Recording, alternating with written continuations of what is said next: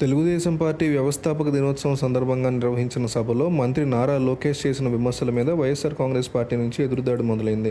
Red book పేరు ఎత్తితే కొందరికి గుండెపోటు వస్తోందని, మరికొందరు బాత్రూంలో పడిపోతున్నారంటూ ఆయన వేసిన సెటైర్లకి ఘాటుగా స్పందించారు మాజీ మంత్రి అంబటి రాంబాబు.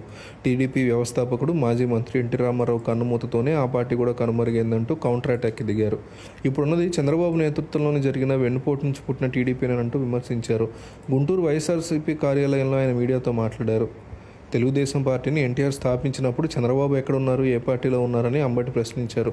ఎన్టీఆర్ నుంచి పార్టీని లాక్కుని అవకాశవాద రాజకీయాలతో అధికారంలోకి వచ్చిన గరుడు చంద్రబాబు అని మండిపడ్డారు.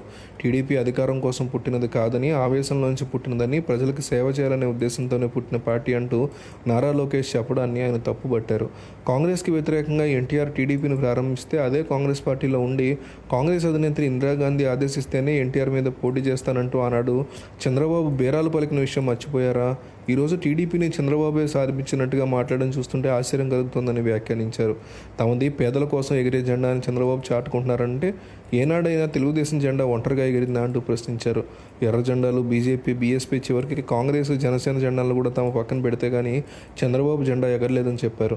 ఎన్నికలకి ఒంటరిగా వెళ్లే ధైర్యం లేని పార్టీ చంద్రబాబు నేతృత్వంలోని తెలుగుదేశం పార్టీదని, దాని గురించి ఆయన గొప్పలు చెప్పుకుంటున్నారని అంబటి రాంబాబు అన్నారు. ఎన్నికలకు ముందు సూపర్ 6 చేయాలని అనుకున్నామని, తీరా అధికారంలోకి వచ్చిన తర్వాత హామీలను అమలు చేయలేకపోతున్నామని చంద్రబాబు చెప్పుకుంటున్నారని గుర్తు చేశారు. దీన్నే రేవు దాటిన తర్వాత తెప్ప తగలేయడం అనేది అంటూ అంబటి సెటైర్లు వేశారు. చంద్రబాబు చరిత్ర అంతా కూడా ఇచ్చిన వాగ్దానాన్ని నెరవేర్చకుండా మోసం చేయడమేనని ధ్వజమెత్తారు. చంద్రబాబుకు ఉసరవెల్లి ఆదర్శం అనే సిద్ధాంతాలతో పని లేకుండా అధికారమే పరమావధిగా ఎవరితో అయినా జతకడతారని విమర్శించారు.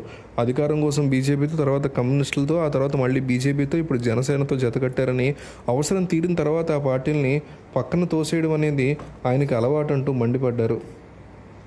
రెండోసారి మంత్రి అయిన తర్వాత అధికార బలంతో నారా లోకేష్ మాట్లాడుతున్నారని అంబటి విమర్శించారు. తన రెడ్ బుక్ చూసి రాష్ట్రంలో అందరూ వణికిపోతున్నారని విర్రవీగుతున్నారని, నిజానికి వణికిపోయింది చంద్రబాబునని పేర్కొన్నారు.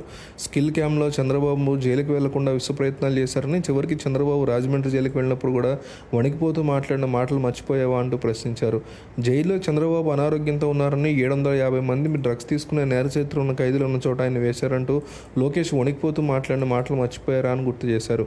అధికారం ఉందని తన రెడ్ బుక్ చూసి గుండెపోటు, బాత్రూంలో జారి పడిపోతున్నారంటూ వ్యంగ్యంగా మాట్లాడుతున్న లోకేష్ ముందు ముసళ్ల పండగ ఉందని హెచ్చరించారు.